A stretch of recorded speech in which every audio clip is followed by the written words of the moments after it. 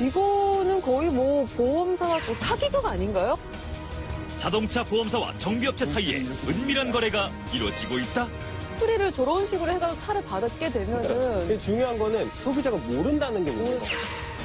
누군가 당신의 차를 노리고 있다. 아는 만큼 지키는 자동차 도난 방지법. 너무 간단해서 오히려 좀 소름 끼친다. 모터스포츠 팬들의 이목을 집중시킨 경주차가 왔다. 아반떼 스포츠. 과연 카톡쇼의 평가는? 이번 주 신차 저격. 중형차 시장에 강자로 떠오르고 있는 SM6. 지금 시작합니다.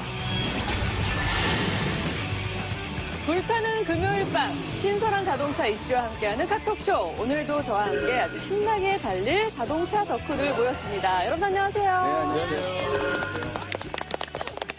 네, 요즘에 우리를 유혹하는 다양한 축제들이 참 많아요. 지금 날씨도 너무 좋잖아요. 근데 아주 눈에 띄는 이색적인 그런 축제가 있어가지고 제가 알아봤는데 뭔지 아세요? 바로 멍 때리기 대회예요. 저 이거 아는데 초등학생이 그때 당시에 초등학교 2학년짜리 여학생이 1등 했어요. 초등학생이요? 네. 장진택 기자 혹시 참석 안 했어요? 나는 자신이 있는데 자서 떨어질 것 같아. 초등학생한테 질 거예요. 아유, 하도 방송 때 멍 때리고 계셔가지고. 근데 뭐 사실 우스갯소리로 한 말이지만 우리 뭐 쇼호스트인 이민웅 씨는 절대 멍 때리는 게 불가능하지 않나요? 저는 저희 엄마가 항상 그랬어요. 너는 물에 빠지면 입이 뜨는 게 아니라 엉덩이가 뜬다고 해서 왜 그랬더니 물고기랑 얘기한다고요. 어떡해. 저는 불가능합니다. 우리 변호사는 멍 때릴 일이 없죠? 일반적으로는 다른 변호사들은 잘 안 때리는 것 같은데 전 좀 약간 멍 때리는 스타일이에요. 한번 출전해 보시죠, 그죠?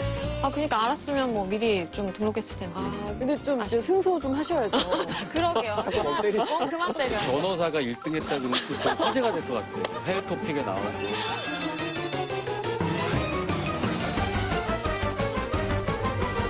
시대가 변하니까 별별 정말 재밌는 대회가 다 생기는 것 같은데 그래도 중요한 건 지금부터 카톡쇼와 함께하면서는 멍 때리기 있기 없기 약속해줘. 아니 이게 진짜 되게 자연스럽네요. 어떡하지? 박은 씨는 원래 애교가 많으신 편인가요? 소름이 돋았어요. 뭐라고요? 소름이 어떻게 하면 좋은데? 얼굴에 한번 멍 좀 만들어 드릴까요? 장 기자님? 정말 나도 어디 가면 이쁨 많이 받는데 정말 오빠들 너무하시네요. 여튼 저의 애교로 인해서 잠을 좀 깨신 것 같아요, 많은 분들이. 그러면은 자동차에 관한 핫 이슈를 속속들이 분해하고 파헤쳐보는 이슈 메이커부터 바로 출발해 보도록 하겠습니다. 최근 인터넷을 뜨겁게 달궜던 한 정비사의 양심 고백. 사고로 손상된 부위를 복원하기 위해 판금 작업을 할 때 철판 안쪽엔 열 변형으로 인해 부식이 발생하는데요. 부식을 막기 위해선 작업이 끝난 후 부품을 떼어내고 방청 작업을 해야 하지만 겉으로 보이는 사고 부위만 수리하는 것으로 끝! 정비사는 지금껏 이렇게 불완전한 수리를 해왔으며 앞으로도 그럴 수밖에 없을 것이라고 합니다. 대체 어떤 사정이 있는지 또 글을 쓴 목적은 무엇인지 어렵게 정비사를 만나 확인했습니다. 이게 그 정비도 어떻게 보면 서비스업이잖아요. 서비스업이라면은 고객이 주인인데 고객님들이 관심이 없는 사이에서 이렇게 잘못된 일이 행해지고 있다면 그걸 알고도 가만히 있진 않을 거란 말이에요. 모르니까 가만히 있는 거라서 그걸 알려야겠다는 생각에 그랬어요. 정비업계의 잘못된 관행을 알리고 싶다는 정비사. 그가 불완전한 수리를 할 수밖에 없었던 데엔 숨은 진실이 있다고 합니다. 겉모습만 멀쩡해지면 사고 수리의 일환으로 취급이 안 되고 있어요. 동영상 슬로우 비디오로 보면 차가 부딪히는 순간 거의 막 엿가락처럼 휘청하고 휘었다가 다시 이렇게 돌아오잖아요. 그러면 실제로 파손된 부위 이외에도 그 엿가락처럼 휘었다가 돌아온 부위에도 어떤 파손의 이런 데미지가 있을 거란 말이에요. 그런데 실제로 접촉한 부위가 아니면 보험사에서 인정해주질 않아요. 정비사는 문제의 가장 큰 원인을 지불 보증 제도로 꼽았는데요. 보험사가 보증인으로서 수리비를 최종 결제하기 때문에 정비업체는 돈을 지불하는 보험사의 눈치를 볼 수밖에 없다는 겁니다. 비용을 청구하면 보험사는 특별한 사유가 없는 한 7일 이내에 지급을 해야 되고 7일 이내에 지급하지 못할 시에는 기한에 해당하는 이자를 동의로 지급해야 된다라고 약관에도 써 있어요. 근데 그 약관 아무도 안 읽어보고 소비자들이 그대로 하지 않는다는 걸 보험사도 알고 있지만 가만히 있는 거예요. 자기들이 고객이 되기 위해서. 그러니까 법대로 지자면 소비자는 돈을 안 내고 차를 찾아서 도망가는 셈인 거예요. 그리고 도망가기 때문에 그 보증인인 보험사가 돈을 내고 있는 거예요. 사실 돈을 내는 사람이 고객이 되잖아요. 그러니까 공업사는 어떻게 보면 차를 가져온 사람이 고객이 아니라 보험사가 고객인 거예요. 고객과 보험사의 뒤바뀐 갑을 관계. 이것이 그가 알리고 싶었던 정비업계의 현실입니다. 무슨 빵 파는 프랜차이즈도 본사 지침 어기면은 그 다음에 계약 못 하지 않습니까? 그러면 인테리어 비용 다 날리고 망하는 거 아니에요? 공업사도 마찬가지예요. 본사에서 빵을 지급해 주듯이 사고차를 넣어주는 대리점에 불과해요. 보험사가 고객 대신 돈을 지불하는 한은 절대로 보험사에서 이 손해에서 벗어날 수 없어요. 사고가 나서 차를 맡겼는데 수리 후 겉은 뭐 멀쩡해졌어요. 근데 속은 이렇게 엉망일 수 있다. 저는 뭐 소름이 돋았는데 이거는 거의 뭐 보험사와 정비업체 간의 뭐 사기극 아닌가요? 소비자를 상대로 한? 이게 너무 소름 돋는 게 뭐냐면 저는 얼마 전에 사고 나가지고 정비 네. 공장에 들어갔다 왔단 말이에요. 꽤 큰 사고여가지고. 네네. 근데 보니까 저는 어쨌든 추천 업체에 무조건 맡기거든요. 너무 무슨 경황 업체? 없으니까. 네. 근데 지금 제 차 어디선가 부식이 일어날 수 있습니다. 지금 제가 빨리 가서 보고 올게요. 자동차 덕후들 사이에서는 이 보험 수리 결과가 이렇게 안 좋다는 것들이 네. 그렇게 사실상 암암리에 다 알려진 것이고요. 근데 문제는 이렇게 자동차 정비 공장 내에 있는 내부자가 내부 고발을 했다는 게 상당히 의미가 있는 거죠. 이게 비단 정비업체만의 문제가 아니라 이 보험사랑 연관돼 있는 일이라서 저희가 이에 관해서 아주 자세하게 얘기를 해주실 김진현 보험평론가를 모셨습니다. 어서 오세요.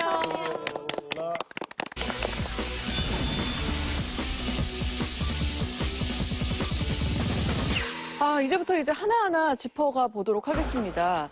먼저 지불 보증이라는 제도 때문이라고 하는데 소비자들은 책임지지 않고 보험회사에서 이름해 주는 것 같으니까 말로만 들었을 땐 되게 편리한 것 같은데. 사실 맞아요. 저도 지불보증이라는 제도에 대해서 굉장히 이제 편리하다라고 많이 네. 저도 소비자 입장에서 체감을 했었어요. 왜냐면 사고가 딱 나면 그 출동하신 직원분께서 저한테 이제 카드를 딱 하나 줍니다. 그럼 네. 막 번호가 적혀 있어요. 그럼 나는 내 돈을 지불하지 않고 이 카드 한 장으로 병원도 갈 수 있고 그렇죠. 차를 공업사에 맡기든 센터에 맡기든 이 카드 하나만 보여주면 다 지불이 끝나는 거예요. 그러니까 뭔가 마스터카드를 가진 느낌이잖아요. 근데 실질적으로 이 돈은 누가 내느냐? 보험사가 뒤에서 지불 보증을 하고 있는 겁니다. 그래서 피보험자가 이제 내야 되는 그 돈들을 네. 내가 다 지불을 보증하겠다라고 하는 게 지불 보증이에요.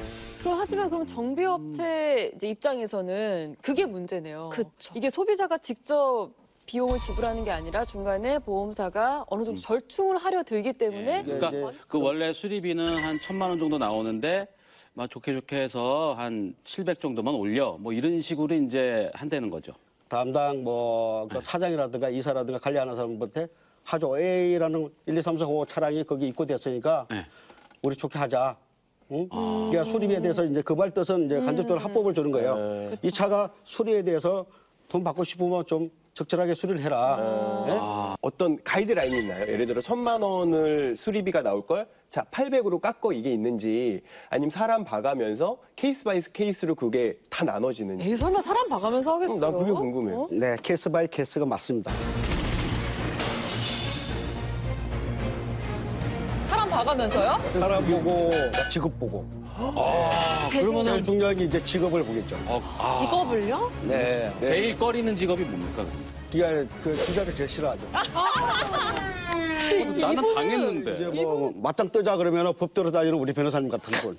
예, 법대로 아는 분. 저도 당했습니다. 예, 이런 분들은 좀 경계의 대상, 요주 인물 중에 하나. 네. 그럼 몇 %까지 깎는 거 보셨어요? 일반적으로 정상적으로 했을 때는 10% 정도, 10% 정도는 감액시킵니다. 그러니까 비일비재하게 10%는 네. 기본적으로 네. 이제 감면을 시키고 네. 내보내, 받는다. 내보. 네. 그런데 제 생각은요, 어디 한 군데 그 문제가 아니라 보험사, 가입자, 정비업소 이 3자가 다 문제가 있는 거 아닌가요? 네, 맞습니다. 예. 그 공업사 쪽에 특히 이제 하이커 소규모의 공업사에서 그걸 좀 불법으로 이렇게 공업상 쪽하고 또는 뭐 폐차장 쪽하고 연관이 돼가지고 이렇게 부품을 좀 사가지고 옵니다. 이게 자기들 필요한 거. 예. 재량껏 하는구나. 아, 이거 진짜 감시가 필요하네요, 진짜. 그 보험회사에서 지불 보증을 하는 게 아니고요. 차 수리를 잘 해줬나라는 거를 감시를 해주고 보증을 해주면 얼마나 저희가 믿음직스럽겠습니까? 네. 제일 문제는 피해를 소비자가 본다는 얘기잖아요. 맞아요. 그게 가장 큰 문제인 것 같습니다. 아, 여기서 짚어볼 문제가 또 있습니다. 바로 보험사와 우수 협력업체의 관계. 이 두 관계가 뭔가 수상하다고 합니다. 문제가 뭔지 화면으로 만나보시죠. 정비요금을 둘러싼 갈등을 없애기 위해 마련된 우수협력업체 제도. 하지만 보험사와 정비업체가 이 제도 아래 묶이면서 이 둘의 은밀한 관계가 시작됐다고 합니다. 저도 우수협력업체 직원이에요. 우수협력업체 선정 기준을 보면 얼마나 빨리 고쳤냐, 얼마나 돈이 적게 들었냐. 그 기준으로 우수협력업체를 선정합니다. 보험사가 우수협력업체를 평가하는 데는 몇 가지 기준이 있다고 말하는 정비사. 부품을 복원해 재사용할수록 점수가 높아지고 파손된 부품을 교환하는 비율이 클수록 점수는 낮아집니다. 수리가 길어져 렌트카 사용 기간이 늘어나거나 외형상 파손되지 않은 부위를 수리할 경우도 평가에 영향을 미치는데요. 정비사의 말대로라면 이익을 높이고 손실을 줄일수록 평가 점수가 높아지게 되는 겁니다. 그 모든 조건 맨 끝에 고객 만족도가 있는데 고객 만족도가 10%예요. 많은 보험사를 봐야 20%예요. 나머지 80%는 얼마나 빨리 고쳤냐, 얼마나 돈이 적게 들었냐. 그 기준으로 우수협력업체를 선정합니다. 소비자의 그 평가가 더 중요시해야 그렇죠. 다른 게 중요시할 수 있는 상황이네요. 사실 우수협력업체라는 거는 소비자 만족도가 높고 소비자가 평가해야 되는 거잖아요. 소비자가 우수하다고 해야 우수한 업체인 거 아니에요. 근데 보험사에서 돈 적게 쓰고 빨리 고치고 렌트 덜 쓰게 하는 업체가 우수협력업체다. 그렇게 선정을 했는데 사고 나서 전화했을 때는 우수협력업체라고만 얘기하니까 소비자들은 우수한 수리 품질 업체입니다. 입고 지원이라는 명분 아래 정비업체에 목을 재고 있다는 보험사. 자신이 하고 있는 일에 죄책감을 느껴온 그는 이번 일을 계기로 작은 변화가 시작되길 바란다고 합니다. 시장 자유경쟁에 의해서 잘 고치는 데가 살아남아야 돼요. 못 고치는 데는 막말로 망해야 됩니다. 소비자를 위해서라면. 그렇지만 지금 보험사가 컨트롤하고 있는 상태에서는 그런 자유경쟁에 의해서 정말 소비자를 위해 우수하게 고치는 우수협력업체가 탄생할 수가 없어요. 이게 우수협력업체가 소비자한테 우수한 서비스를 해주는 업체가 아니라 보험사 입장에서 봤을 때 우수하게 말 잘 듣는 협력업체, 그런 뜻으로도 볼 수 있는 건가요? 네, 맞습니다.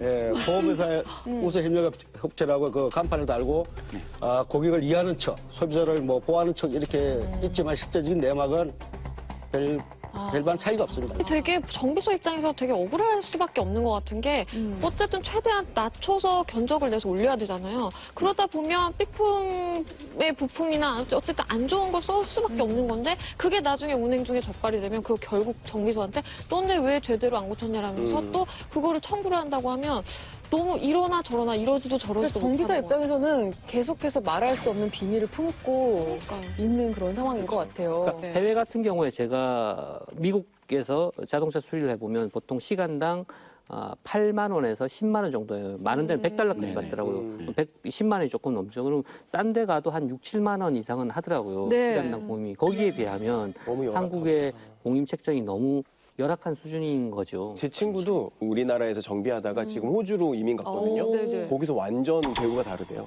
거기는 완전 미케닉이 진짜 귀한 직업이고 다 하려고 그러고 우리나라 사람들 되게 잘 고치니까 그런 대우 차이가 많이 나는 거예요. 그러니까 그 부분에서 그렇게 그 이득을 못 챙기니까 부품을 속인다든지 폐차장 걸 가지고 온다든지 B급을 A급으로 속여서 한다든지 그리고 뭐 간단한 정비인데 뭐 복잡하게 과잉 정비를 한다든지 그런 서로의 불신이 거기서부터 또 발생되는 부분도 있는 것 같아요. 정당한 대가를 주고 정당하게 서비스를 받으면 되는데 작게 주고 많이 받으려다 보니까 서로 속이는 거야. 이 근본적인 변화를 좀 가져오려면은 보험사만에 맡길 것이 아니라 좀 소비자도 좀 네. 달라져야 될 것 같아요. 더 똑똑해지고 뭔가 다른 방안을 좀 알고 있어야 될 것 같아요. 그 직접 청구권이라 그래가지고 네. 상법 제724조 제2항에 있고요. 그다음 상법 680조의 손해 방지 비용 갱감에 대한 그 권리를 행사할 수가 있습니다. 법적으로. 아, 제가 원하는 수리 네. 업체에다 맡길 수 있다는 거죠. 제일 좋은 방법은 그 고객이 권리를 찾는 방법은 네. 뭐 없는 사람은 어쩔 수 없겠지만 네. 먼저 내가 아는 공업사를 가서 네. 정당히 차를 고치는 거죠. 아, 그리고 사고와 관련돼 있는 네네. 부분은 전에 예. 그렇다고 해서 좀 나쁜 마음으로 사고에 연관성이 없는 부분까지 뭐 소리해달라는 것은 좀 범죄와 연관성이 있는 또 비장품. 예.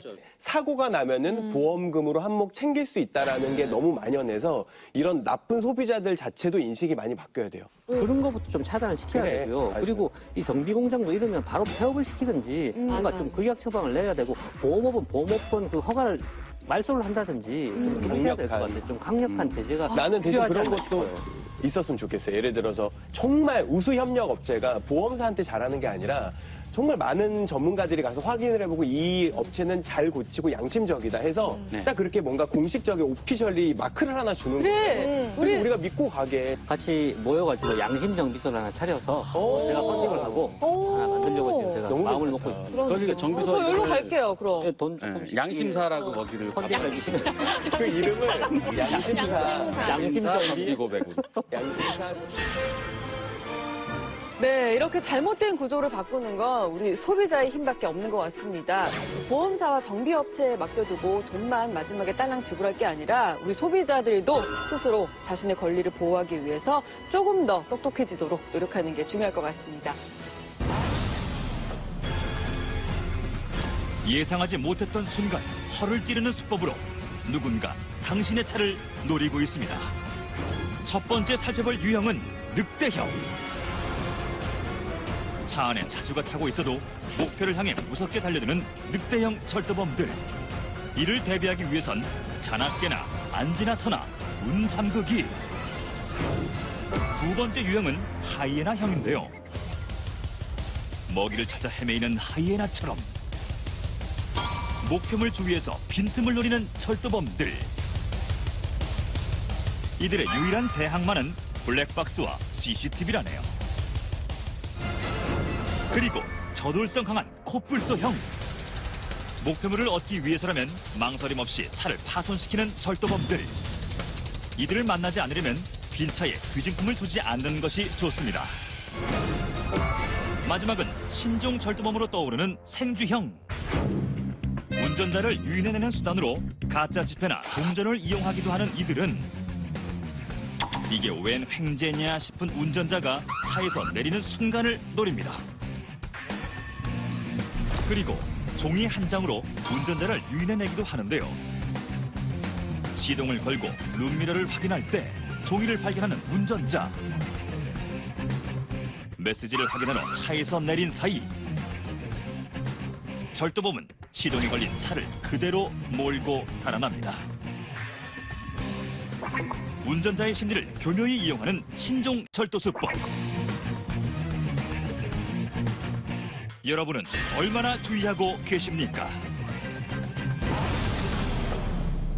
진짜 생각보다 많은 분들이 이게 도난 수법이라고 예상을 아예 못해요. 이게 너무 일상적인 상황이니까 너무 좀 소름 끼친다. 맞아요. 평소에도 사실 뭐 잠깐 나갈 때 막 뭐 짐 다 해가지고 차 문을 잠그고 나가고 이런 거 안 하거든요. 그렇죠. 그리고 네. 아무 일도 사실 지금까지 없어 왔고. 범죄 방법이 뭐 이것뿐만이 아니에요. 그 요즘에 차량은 이렇게 마지막에 시동 끄고 탁 누르면은 사이드 미러 같이 접히잖아요. 문 잠기면서 같이 오토 폴딩이죠. 네. 근데 이게 이제 펴 있으면은 차 문이 안 잠기고 아. 그것만 열어가지고 아, 그거를 절도하는 그러고 범죄. 열려 나도 있으면은 문 안 잠긴 차로 생각을 하고 있다. 그 차도부터 확률이 아주 높겠네요. 문 열려있을 확률이 아주 높겠네요. 그러니까요. 보조석 아웃사이드 미러에 물티슈 같은 걸 이렇게 붙여놓는 거예요. 왜? 이게 아. 접힌 상태에서 이렇게 붙여놓으면 안 보이잖아요. 차 네. 타는 게 시동 네. 걸면 쭉 펴지면서 저기 뭐가 붙어있네? 아, 휴지에 물 묻혀서 붙이면 잘 붙잖아요. 네. 그러면 어떡하겠어요? 때려줘. 아니 내려도 팔이 닿아요? 팔이 닿아요? 아니요? 그럼 내려서 내려서. 돌아갈 거 아니에요. 그리고 그때 이미 시동이 걸려 있을 거 아니에요. 그러면 타고 가버리는 기둥기에나 다른 차 뒤에 딱 숨어 있다가 딱 타고 가버려요. 그리고 진짜 여성분들한테 조심해야 될 팁을 드린 게 이건 실제 사건이에요. 고속도로 휴게소에서 바퀴에 바람을 빼거나 아니면 보이로 펑크를 내거나 해서 그럼 처음에 표시가 잘 안 나잖아요. 그럼 조금 주행을 하면 바퀴에 바람이 빠지니까 차가 덜컹덜컹 하게 되고 어떻게 되겠어요? 그럼 여성 운전자가 녹연에 세울 거 아니에요? 세운 뒤에 그 범인들이 따라온 거예요. 다시 세운 뒤에 타이어에 펑크가 난 것 같아요. 그래요? 타시죠 하고 그냥 납치를 하고 강도 그런 일들이 일어나는 거예요. 그래서 제가 어떻게 그 과정을 모면할 것인가 한번 생각해보세요. 어떻게 하면 되겠어요? 어떻게 하면 되지? 어떻게 해요? 그냥 문 안 열어줘야죠, 뭐. 그냥 문 안 열어줘야죠, 뭐. 그러니까요. 그러니까요. 저기 한국도로공사나 그리고 경찰 보험회사에 네. 전화를 걸면 출동을 해주거든요. 네. 그분들한테 도움을 요청을 하는 게 좋죠. 그래서 블랙박스가 진짜 중요한 것 같고 블랙박스는 맞아요. 그래도 어쨌든 기록이 남으니까. 텔레매틱스 기능이라고 해서 이 차에 이제 뭐 이를테면 휴대폰 칩이 들어가 있는 거죠. 그래서 차 안에요? 누가 도둑이 제 차에 가지고 가면은 제가 콜센터에다가 전화를 걸어서 제 차 도둑이 가지고 가니까 시동을 꺼주세요. 그게 돼요? 그러면 시동이 꺼지는 기능도 있습니다. 전화를 콜센터에 가면 그 차 안에 오디오에서 방송이 나옵니다. 시동이 곧 꺼집니다. 1분 뒤에 꺼지니까 차를 녹연으로 대주세요. 30초 뒤에 그게 꺼집니다. 나와요? 10초 뒤에 꺼집니다. 아니면은 아예 크게 이 차는 도난 차량입니다. 다 모두가 들려요. 너무 창피해. 다 들리게. 도난 차량입니다. 더운데 갑자기 창문이 절대 안 열리고 히터 계속 나와요.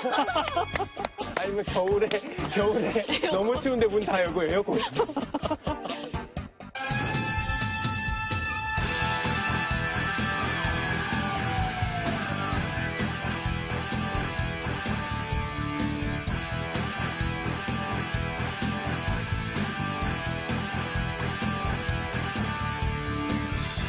내 차를 보호하기 위해서 차에서 내릴 때는 여러분들 꼭 차 문을 잠그는 습관 잊지 말아주시기 바랍니다. 다음 이슈는 석 기자께서 직접 준비하셨다고요? 네, 현장을 갔다 왔는데요.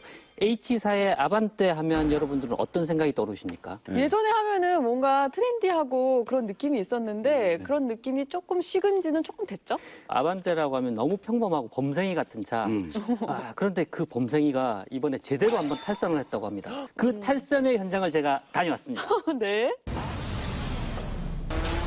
국내 최대 자동차 축제 코리아 스피드 페스티벌. 처음으로 도심에서 화려한 야간 경기가 펼쳐집니다. 그리고 이번 경기에 상당히 도전장을 내민 아반떼 스포츠. 스포츠 모델만의 강렬한 인상을 구현하였습니다.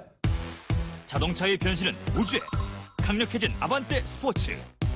역동적인 성능과 스포티한 디자인으로 변신했습니다. 그러면 과연 일반 모델과 무엇이 어떻게 다른지 하나하나 짚어보도록 하겠습니다. 과연 달라진 외관만큼 성능도 업그레이드 됐을까요? 자, 이곳에서 아반떼 스포츠 핸들링과 동적인 성능 얼마나 뛰어난지 한번 테스트를 해보겠습니다. 먼저 가속 성능을 가늠해 볼 수 있는 직선 구간. 가속 페달을 밟자 시원하게 속도가 높아지는데요. 엔진 회전이 높아질수록 스포티한 감성이 느껴집니다. 하지만 고성능 스포츠카 수준까지는 아니라는 사실. 일반 아반떼 모델보다는 확실히 빠르게 치고 나가고요. 204마력의 이 차체 무게를 감당하기에는 넉넉한 출력이긴 하지만 기대치보다는 밋밋하게 나간다. 두 번째, 핸들링 성능을 확인할 수 있는 커브 구간. 밖에서 보면 곡선 구간을 부드럽게 통과하는 듯 보이는데요. 그렇다면 내부 승차감과 핸들링 성능은 어떨까요? 상당히 롤링 자체가 적은 편입니다. 일반 도로를 주행하는 모델이라고 감안을 하면 이 정도는 승차감과 핸들링에 어느 정도 양립이 잘 이루어졌다, 저는 이렇게 평가를 합니다. 확실히 스포티라는 자격은 얻을 수 있을 것 같습니다. 일반 아반떼와 비교했을 때 출력과 핸들링, 제동 성능 등 모든 면에서 아반떼 스포츠가 우위에 있다는 것을 확인할 수 있는데요. 하지만 연료 소비 효율이 조금 떨어지는 건 어쩔 수 없네요. 더욱 스피드한 주행을 원하는 분들에겐 스포츠 타입 계기판, 리어 스포일러, 18인치 휠, 고성능 에어필터, 스포츠 서스펜션 등 다양한 튜닝 제품이 마련돼 있어 선택의 폭을 넓혔습니다. 드디어 서킷에서 달리는 걸 저희가 영상으로 봤는데 직접 타보고 오셨어요. 어땠어요, 느낌이?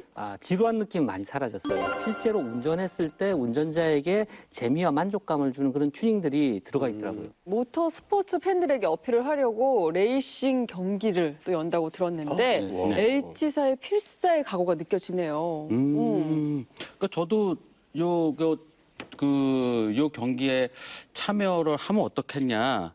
해주세요. 제의는 들어왔었는데 예. 저 손꼽아 기다리고 있거든요. 오. 근데 아직도 연락이 안 오더라고요. 그러니까 담당자한테 영상 편지, 남기세요. 영상 편지. 저 지금 저 휴대폰 켜놨거든요. 그러니까 꼭 연락 주시고요. 휴대폰 번호 안 바뀌었습니다. 과연 경기 성적이나 소비자의 감성을 충족시킬 수 있을까요? 아직 자동차는 뭐 해외 모터스포츠라든가 이제 국제대회 모터스포츠 아니면 다른 브랜드들과 겨루는 모터스포츠에서 아직 두각을 나타내는 실력까지는 아니고 또 그 모터스포츠 기술이 또 차에 들어와서 그런 스포츠카로 전이 되는 지금 참 좋은 시작점이다라고 보는 게 적당할 것 같습니다. 젠쿱은 약간 조금 부진했었잖아요. 그렇죠. 여러모로. 근데 이번에 제네시스가 제대로 나왔으니까 아반떼 스포츠 이후로 제네시스도 좀 스포츠 모델이 나오면 되게 저는 기대가 많이 되거든요. 제네시스 쿠페가 제대로 돼서 나오고요. 아, 언제요? 그리고 제네시스의 고성능 모델도 나오고요. 네, 그리고 자동차에서 고성능 브랜드 해서 N이라는 브랜드도 지금 론칭을 했고 조만간 내년 정도에 아마 첫 N 모델이 나올 것 같아요. 그런데 사실 이런 스포츠 모델들이 자동차에서 당장의 수익은 잘 안겨주진 않습니다.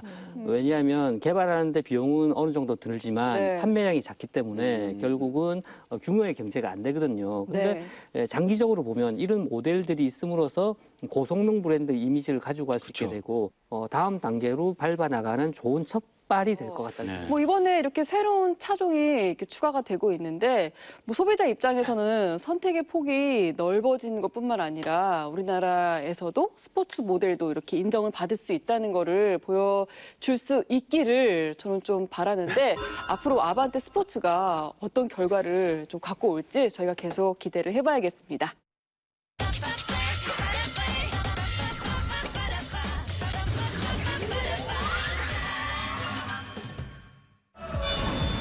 이주에 만나볼 따끈따끈한 자동차. 중형 자동차 시장에서 넘버원의 자리를 넘보는 R사의 SM6.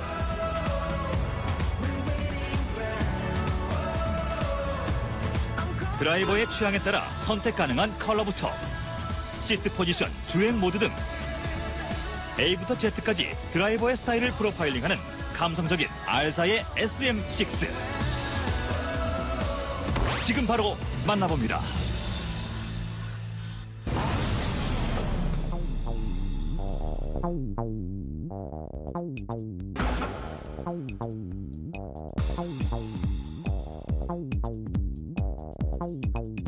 황금 비율, 비율이 아주 좋습니다. SM 로고가 붙었는데 그 전에 있었던 차와는 좀 디자인이 차별화되는 것 같아서 이목을 끌기에 충분한 차 같습니다.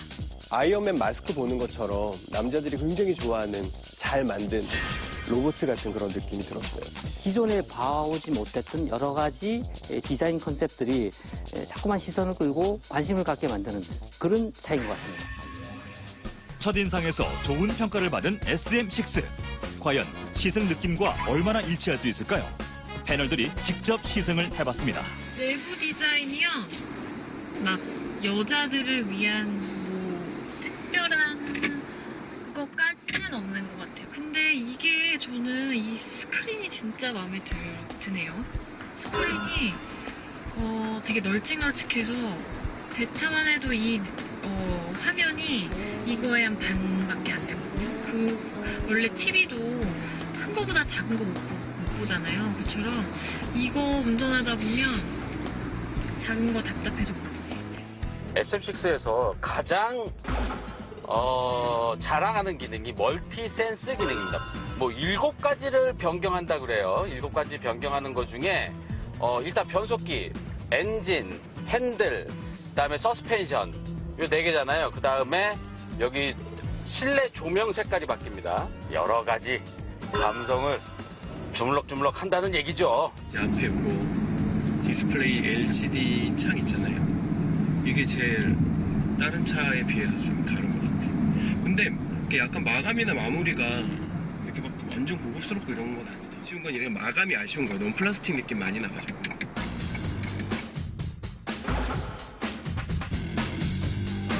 확실히 1.6L긴 하지만 터보 엔진이다 보니까 순간 가속 때 뻗어주는 그 느낌이 괜찮습니다. 이런 부분은 2000cc 일반 자연흡기 엔진보다 나은 것 같아요.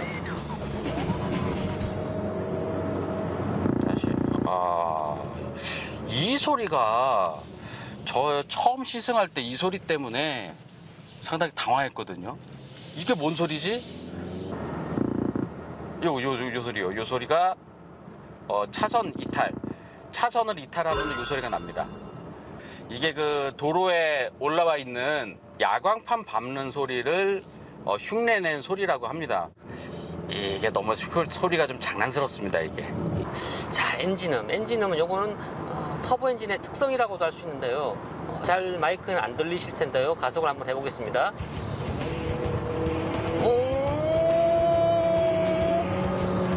오, 아니 고속으로 올라갈수록 엔진음은 더 좋습니다. 아유, 귀여우면서도 박력이 있네요.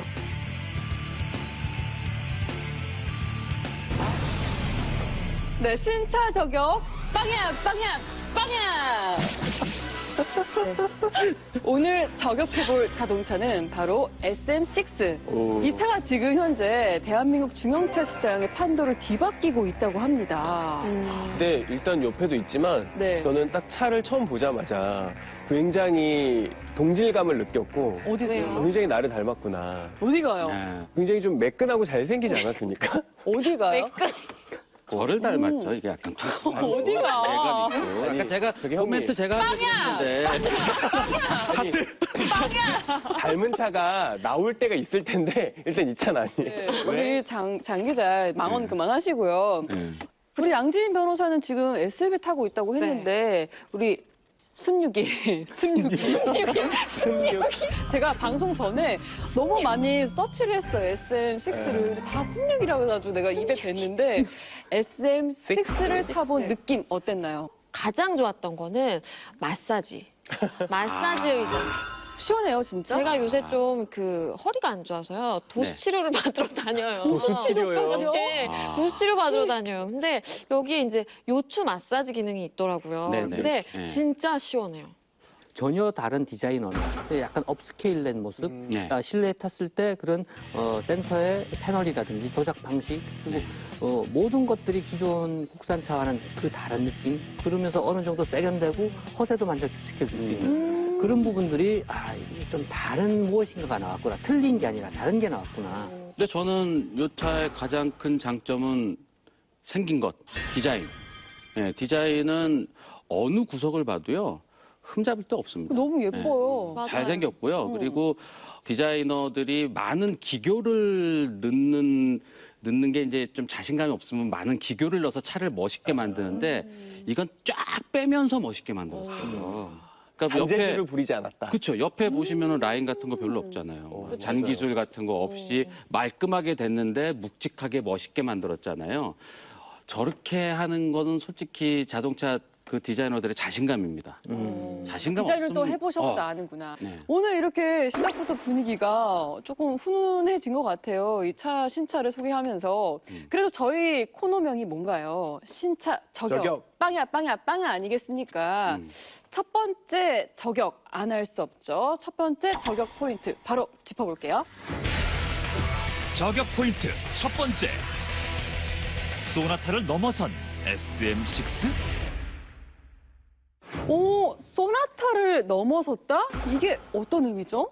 네, 실제로 그 소나타보다 지난달이죠. 그러니까 3월달 소나타보다 많이 팔렸습니다. 그러니까 판매 데이터에서는 몇 대 뒤지는데요. 네. 소나타가 택시로 팔린 양이 상당하거든요. 그러니까 네네. 택시로 판 거를 제외하면 네. SM6가 더 많이 팔렸다라고 말씀드릴 수 있는데 또 이제 지난 4월 같은 경우는 SM6가 또 많이 못 팔았어요. 근데 많이 못 판 요인이 SM6 사시는 분들이 다 최고급 옵션을 사시는 거예요. 그러다 보니까 쪽에서는 최고급 옵션에 들어가는 뭐 앞에 그 앞차와 거리하는 레이더 장치라든가 커다란 그 태블릿 PC 같은 이런 부품들은 많이 수급을 안 해놨는데 물량 부족으로 이 부품이 없어요. 이 두 개 부품이 없어서 약간 생산을 제대로 못했다고 합니다. 이게 약간 되게 소비자들한테 소비 시민들이 자극하는 멘트거든요. 준비 물량이 부족해서 시간은 의미 없습니다. 이런 마지막 서두르세요. 10분 남았는데 어떡해. 매진 될 것 같아요. 어떻게든 그래서 이거 정말 필요하신 분들만 잠깐만요. 이런 근데 약간 이런 게 또 이게 좀 소비 심리 자극한 마케팅일 수 있지만 어쨌든 그 최고 트림이 잘 나간다고 하니까 그것도 굉장히 긍정적인. 일단 더 주목해야 될 점이 있습니다. 이게 C사의 말리부의 4월 사전 예약 대수가 SM6를 넘어섰어요. 만 대라고 하더라고요. 그러니까 지금 2, 3위가 굉장히 엎치락뒤치락하면서 분발을 하고 있는데 소비자들 입장에서는 좋은 차를 이렇게 막 만나볼 수 있으니까 너무 행복한 고민을 할 수 있을 것 같아요. 좀 이렇게 자동차 산업에 좀 정통한 기자들 사이에서는 둘 다 잘 팔리는 차입니다. 판가름은 생산량에서 나지 않겠느냐? SM6, LF 소나타, K5, 말리부까지 현재 대한민국 중형차 시장은 치열한 4파전.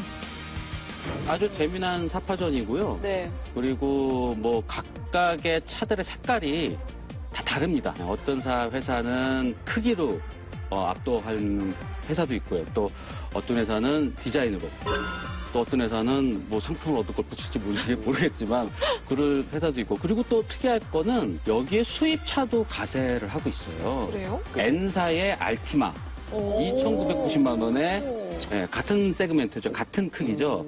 2,990만 원에 가격 낮춰서 들어왔습니다. 이 정도면은 그 파샤트? 파사트도 얼마 차이 안 나죠. 그것도 같이 경쟁할 수 있는 정도 아닌가요? 이거 최고급 모델이 파사트보다 비쌉니다. 캠리는? 캠리도 실제 팔리는 가격 보면은 이 지금 우리나라 중형 세단과 비슷하게 경쟁할 수 있는 가격이에요. 옵션을 갖춘 풀옵션 모델과 비슷한 수준이 되죠. 네, 치열한 중형차 시장에서 SM6가 과연 얼마나 더 입지를 단단하게 굳힐 수 있을지 궁금한데요. 다음 저격 포인트 확인해 볼게요. 저격 포인트 두 번째. 옥에 튀는 토션빔. 뒤편의 좌우측의 휠이 하나의 차축을 통해 연결된 방식이 토션빔 서스펜션인데요. SM6는 이 방식을 기반으로 하고 있습니다. 반면 멀티링크 서스펜션은 두 바퀴가 독립적으로 움직이는 방식인데요. 국산 중형차 모두 이 방식을 기반으로 하고 있습니다. 사실 여성 운전자 입장에서는 좀 토션빔 말이 너무 어려운 것 같은데 어쨌든 결론은 토션빔이 승차감을 좌우한다 이렇게 생각하면 될까요? 잘 만들면 승차감도 어느 정도 좋아질 수 있는데 기본적인 한계라는 게 있거든요. 그러니까 SM6가 토션빔 서스펜션을 기본으로 했지만 그거를 AM 링크라는 새로운 구조를 변경을 해서 그래서 멀티링크 수준의 승차감을 냈다라고 항변해야 되는 이 상황만 보더라도 뭔가 SM6가 약간 악수를 둔 거긴 합니다. 그래요. 네, 그래서 우리 자동차 전문가 두 분이 직접 나가서 실험을 해보셨다고 합니다. 그 결과 어땠는지 화면으로 만나보시죠. 대한민국 중형차 시장의 판을 바꾸겠다. 그런 명제를 걸고 나온 차가 바로 SM6입니다. 자, 그동안 중형차 시장의 제왕 LF 소나타였죠. 그런데 말입니다. 인터넷상에서는 SM6에 큰 결함이 하나 있다고 시끄럽습니다. 바로 뒷서스펜션인데요. 일반 중형차는 멀티링크 독립 방식을 쓰는 데 반해서 이 SM6는 토션빔, 일체형 방식을 쓴다. 그래서 승차감도 떨어지고 핸들링도 떨어진다. 그런 비난들이 많습니다. 과연 어느 쪽이 사실인지, 승차감, 핸들링 정말 떨어지는지 저희들이 실험을 통해서 한번 확인을 해보겠습니다. SM6 대 LF 소나타. 슬라롬과 승차감 테스트를 진행했습니다. SM6 실험 시작하겠습니다. 자, 3, 2, 1, 스타트!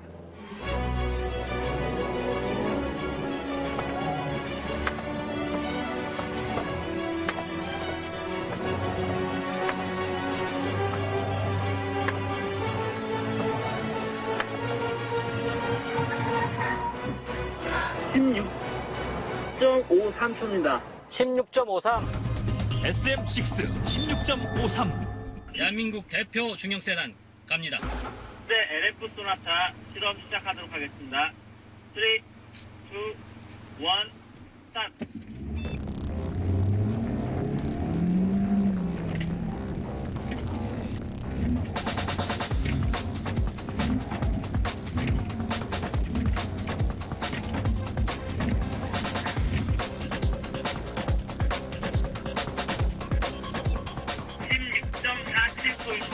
예, 거의 비슷하네요 그러면. LF 소나타 16.47. 슬라람 결과는 단 0.06초 차이로 사실상 비겼습니다. 이번엔 뒷좌석 승차감 테스트. 시승평가단을 태우고 비포장 도로를 달려봤습니다. 우리 전문 시승평가단 두 분을 모셨습니다. 이 두 분은 평소에 카메라와 프로그램 제작에 헌신을 다하는 우리 제작진이고요. 승차감에 관한 정확하게 판단해 주시리라 믿고 대한민국에서 도로가 가장 안 좋다는 송도 공사장 뒷길 들어갑니다. 비포장을 20km 정도로 진행하고 있습니다. 어땠습니까? 일단은 비교 대상이 아직 실험을 안 해봐서 모르겠는데 일단 많이 흔들리네요. 많이. 자, 몸이 잘 기억을 하고 있어야 됩니다. 대한민국의 표준 승차감입니다. 자, SM6는 과연 소나타에 비해서 어떤 승차감을 보여줄지 여러분의 엉덩이와 등이 평가를 해줄 겁니다. 자, 여러분은 마침내 대한민국 중형차 시장의 판도를 바꾸겠다면서 나온 SM6를 타고 계십니다. 조금 전에 타보셨잖아요. 소나타에서 방금 내린 그 감각으로 이 차를 한번 평가를 해주십시오. 20km로 들어갔습니다.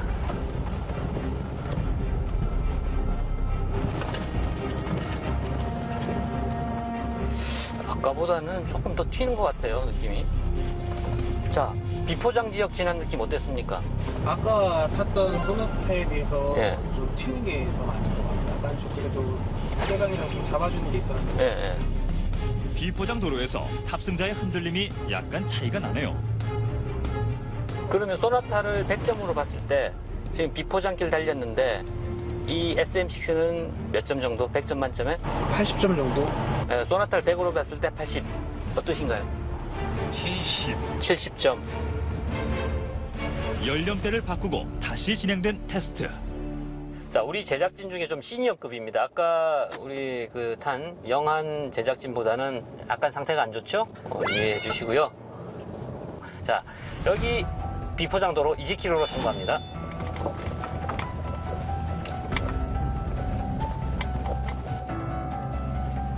어떠세요? 나쁘지 않아. 그렇죠. 소나타 잘 만들었어요. 그렇죠? 이렇게 높은 데인데, 그렇죠?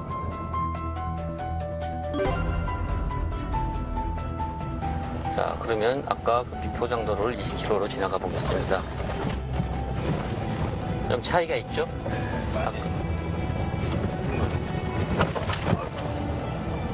자, 비포장 나오셨는데 소나타랑 비교해서 어떠신가요? 그러니까 소나타 같은 경우에는 지면이 어떻게 생겼는지 알 수가 없었다고 한다면 이거는 지면이 어떻게 생긴지 알 것 같아요. 소나타 100점 만점으로 봤을 때 이 차는 몇 점 줄 수 있을까요? 60점? 60점? 뒷좌석 승차감은 LF 소나타가 조금 더 좋은 것으로 평가됐습니다. 가장 중요한 승차감.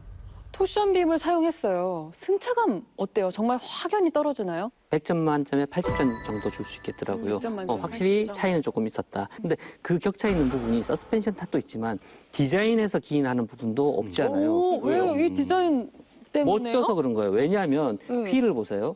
휠이 19인치예요. 크네요. 중형차 최초로 국내에서 19인치 휠이 도입이 됐거든요. 보통 18인치가 최고고요. 일반적으로 타는 모델들은 16, 17이거든요. 저 타이어의 높이가 19인치 되면 낮아져서 얇아지구나. 바닥에서 올라오는 노면의 충격들을 잘 맞아. 완충을 해주지를 못합니다. 그래서 제가 운전을 했는데 발바닥에서 당당당당 하는 게 약간 조금 있더라고요. 저희 그 테스트했던 소나타는 17인치였나요? 예, 17인치였어요. 18인치를 구해서 해보려고 했는데, 근데 실질적으로 소나타들의 대부분이 17인치예요. 18인치까지는 좀 고급 옵션이라든지 휠 옵션을 근데 별도로 이게 해야 되거든요. 19인치라고요? 예. 확실히 그래서 좀 스포티한 느낌이 있네요. 제 생각엔 디자인 측면에서는 19인치가 좋지만 실질적인 운행 측면에서는 17이나 18인치 모델, 요 분명히 19인치 말고도 있거든요. 그렇죠. 그 휠 타이어가 운행 종합적인 만족도에서 더 높을 것 같다는 생각이 들었어요. 아, 이게 또 디자인 때문에 이렇게 되는 경우도 있군요.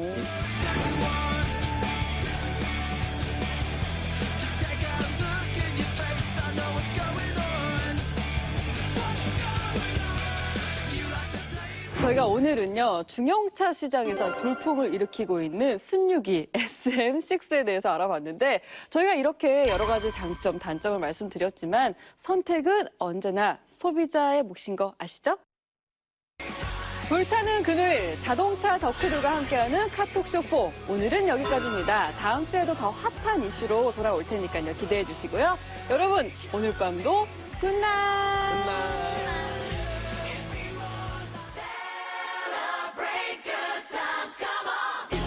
Celebrate and have a good time.